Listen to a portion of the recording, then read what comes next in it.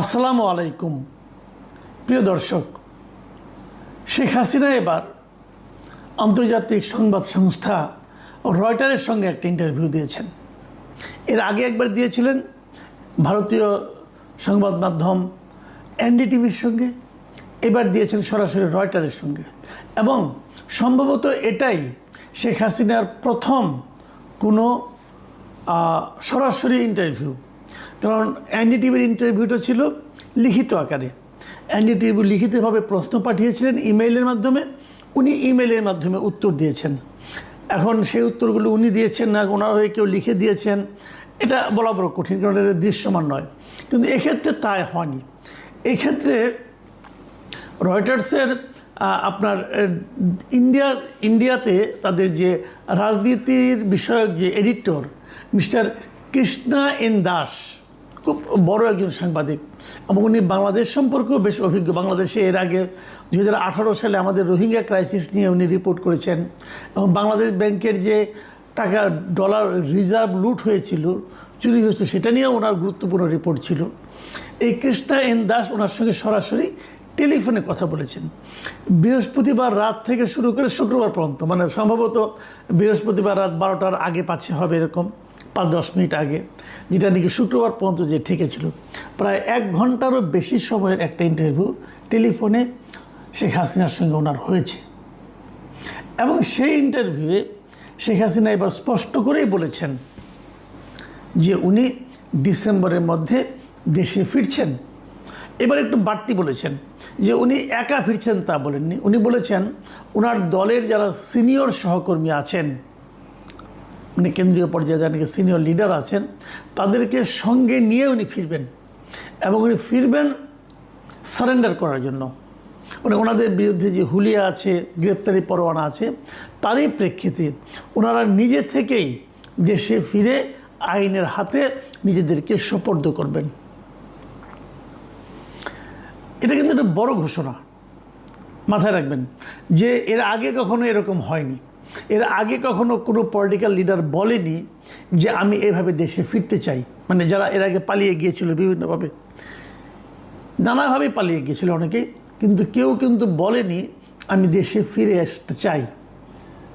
এই প্রথমবার, আগে একবার শুনলাম শেখ হাসিনাই বলেছিলেন, এখন আবার শুনলাম এবার একটা আন্তর্জাতিক মিডিয়ার কাছে উনি বললেন যে উনি দেশে ফিরে যাবেন এবং সেটা ডিসেম্বরের মধ্যেই যাবেন।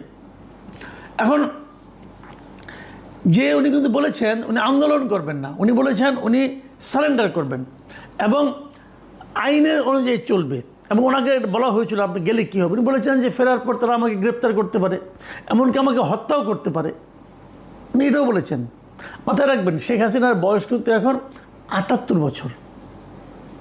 কাজে শেখ হাসিনার যদি সাহস থাকে এই বয়সে এ ধরনের একটা সিদ্ধান্ত নেওয়াটা যে কতটা রাজনৈতিক সুদূর প্রসারী সিদ্ধান্তের ব্যাপার, এটা নিশ্চয়ই আপনারা বুঝতে পারছেন।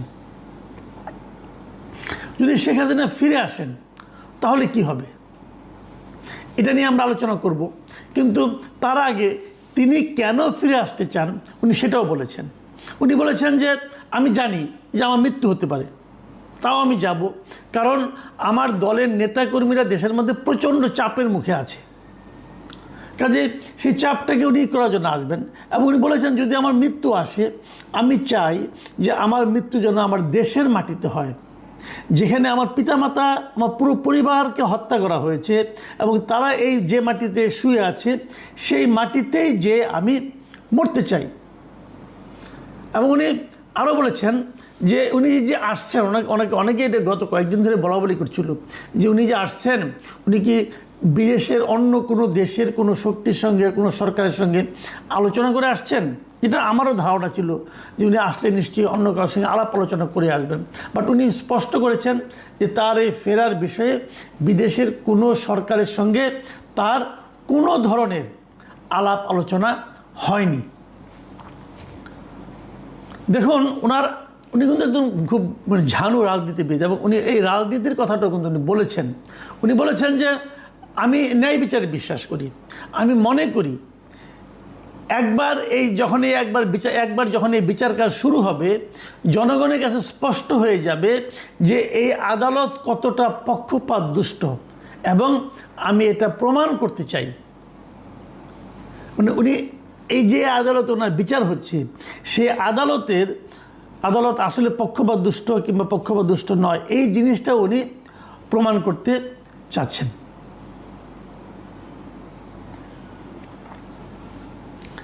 ওনাকে জিজ্ঞাসা করা হয়েছিল যে আপনি যে পালিয়ে গেলেন কেন, আপনি যদি এখন ফিরতেই চাচ্ছেন তো তখন থাকলেন না কেন? উনি যেটা বলেছেন যে জবাবটা সেটা হলো, আমি যে পালিয়ে গিয়েছিলাম তখন আমার জীবন আসলে হুমকির মুখে পড়ে গিয়েছিল, কারণ এই মব অথবা বিশাল একটা জনগোষ্ঠী অথবা ক্রাউড যাই বলেন না কেন, সেটা তার বাসভবনের দিকে যাচ্ছিল, এই জন্য উনি পালিয়ে গিয়েছিলেন, এটা উনি স্বীকার করেছেন। তবে উনি আবার এই কথাটাও বলেছেন যে একটা সরকার যখন লম্বা সময় ধরে ক্ষমতায় থাকে, ভুলভ্রান্তি হতে পারে, কোনো সরকারি ভুলভ্রান্তির ঊর্ধ্বে নয়। তবে একটা সরকারের ভালো বা মন্দ, সঠিক বা ভুল, এর বিচারের ক্ষমতা একমাত্র জনগণের। আমি এটা জনগণের হাতেই ছেড়ে দিতে চাই। তার মানেটা কী দাঁড়াচ্ছে? এবং আওয়ামী লীগকে যে নিষিদ্ধ করা হয়েছে সেটা নিয়েও কিন্তু উনি প্রশ্ন তুলেছেন। উনি বলেছেন যে তারা হয়তো আমাকে দোষী সাব্যস্ত করবে, আমি হয়তো নির্বাচনে অংশ নিতে পারবো না, কিন্তু তারা কেন আওয়ামী লীগকে সাসপেন্ড করলো? যদি আমরা খারাপ কিছু করে থাকি সেটা জনগণই সিদ্ধান্ত দেবে। দেখুন, আমার কাছে এই জায়গাটা খুব ইন্টারেস্টিং মনে হয়েছে যে আমি নিজেও বহুবার বলেছি, কিন্তু এই যে নির্বাহী আদেশের মাধ্যমে একটা রাজনৈতিক দলকে নিষিদ্ধ করা, এটা কিন্তু আওয়ামী লীগকে একটা এক্সট্রা মাইলেজ দিয়েছে। এটা আমি বলেছি এবং আমি এটা মনেও করি যে এটা করে সরকার ভুল করেছে। অন্তর্বর্তীকালীন সরকার করেছিল তাদের ব্যাপার, কিন্তু আওয়ামী লীগ কেন এটাকে, সম্ভবত আওয়ামী লীগের কাজটা করেছে জামাত এবং এনসিপির ভয়ে, কিন্তু এটা সরকারকে আমি মনে করি ক্ষতিগ্রস্ত করেছে। তারা জনগণের উপর আস্থা রাখতে পারেনি। এনসিপি এবং জামাত আস্থা রাখতে পারবে না, এটা স্বাভাবিক। তারা আস্থা রাখে, তারা জানে তাদের অবস্থানটা কোথায়, তারা গাইড জুড়ে করতে চায়। কিন্তু বিএনপি কেন এই কাজটা করতে গেল? এই কাজটা বিএনপির ঠিক হয়েছে বলে আমি মনে করি না। বিএনপি হয়তো এটাকে আদালতের মাধ্যমে সমাধান করতে চেয়েছি, সেটাও একটা ভালো পদ্ধতি আমি মনে করি, একটা ভালো বিকল্প, কিন্তু সেই কাজটাও বিএনপির উচিত হবে না ঝুলিয়ে রাখা। কিন্তু তারও চেয়ে বড় কথা, আদালত এটা নেওয়ারই কোনো দরকার ছিল না। আমি কালকে একটা বলেছি, যদি আপনি মানবতা বিরোধী অপরাধের জন্য আওয়ামী লীগকে আদালতের কাঠগড়ায় দাঁড় করান, তাহলে জামাতকে আপনি কেন ছাড় দিবেন? তাহলে জামাতেরও মানবতা বিরোধী, জামাতও তাহলে ওখানে যে সব পরিষ্কার হয়ে ওখানে ক্লিন চিট নিয়ে আসুক, জামাতকেও নিয়ে যান, জামাত প্রমাণ করুক যে তারা মানবতা বিরোধী অপরাধ করে নাই, তো হয়ে গেল, কোনো সমস্যা নাই। যদি আওয়ামী লীগকে নিতে পারেন, জামাতকে নিচ্ছেন না কেন? এই প্রশ্নটা কিন্তু উঠবে। এখন আপনি বলবেন যে আওয়ামী লীগকে তো সরকার নেয় নাই, কেউ একজন মামলা করেছিল। হ্যাঁ, এই মামলাটা কে করেছিল বলেন তো? এই মামলাটা করেছিলেন মিস্টার ববি হাজ্জাজ, এনডিএমের যিনি প্রেসিডেন্ট ছিলেন এবং যিনি এখন এই সরকারের একজন মন্ত্রী, এবং উনি ধানের শীষ প্রতীক নিয়ে মন্ত্রী হয়েছেন, মানে উনি বিএনপিতে জয়েন করেছেন। তাহলে আপনার লোকে তো এই মামলা করছে, কিন্তু এই মামলা অন্তর্বর্তীকালীন সরকারের আমলে, এটা বলে আপনি কিন্তু পার পাবেন না। আপনার একজন প্রতিমন্ত্রী এই মামলার বাদী, তো ওই প্রতিমন্ত্রী জামাতের বিরুদ্ধে মামলা করেন না কেন? জামাতও তো মানবতা বিরোধী অপরাধ করেছে বলে তার বিরুদ্ধে অভিযোগ আছে 71 সালে। তো ওই জায়গাটাতে কিন্তু আসতে হবে আলটিমেটলি। যাই হোক, এই পয়েন্টটাই কিন্তু শেখ হাসিনা তুলেছেন যে তারা দলকে কেন নিষিদ্ধ করলো। দল যদি খারাপ কিছু করে থাকে সেই সিদ্ধান্ত জনগণ দেবে, জনগণের উপর আপনি ছেড়ে দেন। নির্বাচনে আওয়ামী লীগকে নির্বাচন করতে দিলে আওয়ামী লীগ কী করতো না করতে দিলে আমরা দেখতাম, কিন্তু সেই সুযোগটা কিন্তু জনগণকে সেই সিদ্ধান্ত নেওয়ার সুযোগটা দেওয়া হয়নি। প্রশ্ন হচ্ছে যে এই যে শেখ হাসিনা আসছেন, উনি কোনো হোমওয়ার্ক করেছেন? উনি কি কোনো হোমওয়ার্ক করে আসছেন? হ্যাঁ, মনে হয় কিছুর হোমওয়ার্ক উনি করেছেন। উনি জানিয়েছেন, এই ইন্টারভিউতে উনি জানিয়েছেন যে 300টি সংসদীয় আসনের মধ্যে 125টি আসনের সঙ্গে আসনে যারা নেতাকর্মী আছে তাদের সঙ্গে ওনার অনলাইনে মিটিং হয়েছে, এবং তারা সবাই আওয়ামী লীগকে কীভাবে পুনর্গঠিত করা যায় সেটা নিয়ে ওনারা কিন্তু কাজ করেছেন। কাজেই ওনার কিছুটা হোমওয়ার্ক আছে। এবং বাকিটা হয়তো উনি আসার পর হবে। এবং উনি হয়তো আসার মাধ্যমে, আমি এটা আগেও বলেছি বহুবার, যে আসার মাধ্যমে উনি হয়তো ওনার দলের নেতাকর্মীর মধ্যে একটা নতুন ধরনের উদ্দীপনা তৈরি করতে চান।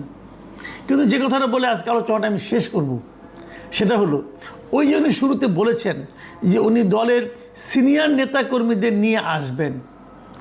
আমার কিন্তু মনে হয় না যে ওনার সঙ্গে সঙ্গে ওনার সিনিয়র নেতাকর্মীরাও আসবেন, এটা আমি বিশ্বাস করি না। কারণ এই দলের এই নেতাকর্মীদেরকে আমি খুব ভালোভাবে চিনি।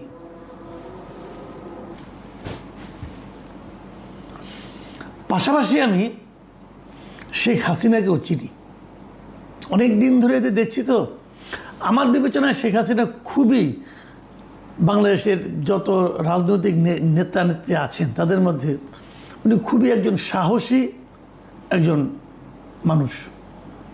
তার আশেপাশের সাহসও তার যারা সিনিয়র নেতাকর্মী আছেন, যারা সিনিয়র নেতা আছেন তাদের মধ্যে নেই। এবং আমার মনে হয় না উনি যখন আসবেন তার সঙ্গে ওবায়দুল কাদের অথবা জাহাঙ্গীর কবির নানক অথবা বাহাউদ্দিন নাসিম এদের মতো যারা নাকি জাতীয় নেতা এখন যারা ওখানে দাপিয়ে বেড়াচ্ছেন, অথবা আসাদুজ্জামান কামাল, এরা কেউ আসবেন বলে আমার কাছে মনে হয় না। কারণ এরা অনেকটা আরামপ্রিয় এবং তারা তো ওখানে ভালোই আছেন, টাকা পয়সা তো ভালোই বানিয়েছেন, সেগুলো নিয়ে আরামে আছেন। ওনারা জেলে কেন থাকতে যাবেন? জেলে থাকার মতো অতটা সাহস ওনাদের নাই, যে ওনারা কেউ আসবেন না, শেখ হাসিনাকে একাই আসতে হবে। তবে এটাও ঠিক, ওনারা এই যে সিনিয়র নেতা যাদেরকে শেখ হাসিনা খুবই গুরুত্ব দিয়ে থাকেন, ওনাদের মধ্যে যত কম লোক ওনার সঙ্গে আসবে তত শেখ হাসিনা এবং আওয়ামী লীগের জন্য ভালো হবে। কারণ এই দলটাকে যারা ডুবিয়েছে এবং 2024-এর যে বাস্তবতা, আওয়ামী লীগের যে জনপ্রিয়তা মানে একদম হিমাঙ্কেরও নিচে ছিল, তার পেছনে কিন্তু এই লোকগুলি কাজ করেছে। এই হাসান মাহমুদ, এই লোকগুলি কাজ করেছে, এই ওবায়দুল কাদের, এই লোকগুলি কাজ করেছে। কাজে এই লোকগুলি যত কম আসবে তত আওয়ামী লীগের জন্য ভালো হবে এবং শেখ হাসিনার জন্য ভালো হবে।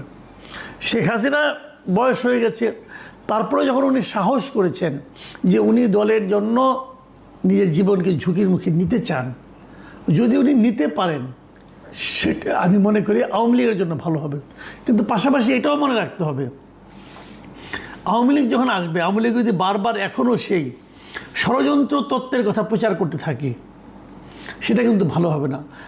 এই যে ইন্টারভিউ শেখ হাসিনার যে মনোভাব আমি দেখলাম, যে অ্যাটিচিউড আমি লক্ষ্য করলাম, যে ভুল হতে পারে কিন্তু ভুলের বিচার জনগণের হাতে ছেড়ে দিতে চাই, এই অ্যাটিচিউডটা আমার কাছে মনে হয়েছে অধিকতর গ্রহণযোগ্য। বিচার জনগণই করবে, জনগণ বিচারে কখনো ভুল করে না। জনগণের কাছে দেন, জনগণ দেখবেন ঠিকই সিদ্ধান্ত দিয়ে দিবে।